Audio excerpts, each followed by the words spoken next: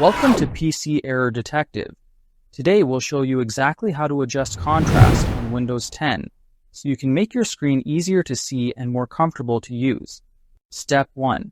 Click on the search box on your taskbar, which is usually at the bottom left of your screen, so you can quickly find the settings you need without navigating through multiple menus. Step 2. Type Settings into the search bar and click on the Settings app, which is where Windows keeps all the system options and configurations you might need to adjust.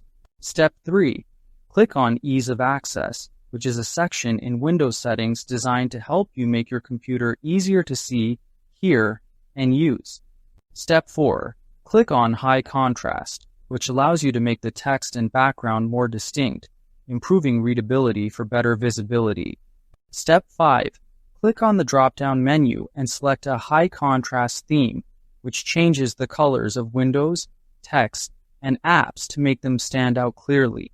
Step 6. Click on Apply to save your changes, and your new high contrast settings will immediately take effect, giving your screen a more comfortable and personalized look. Thanks for watching, and don't forget to subscribe to PC Error Detective for more helpful Windows tips.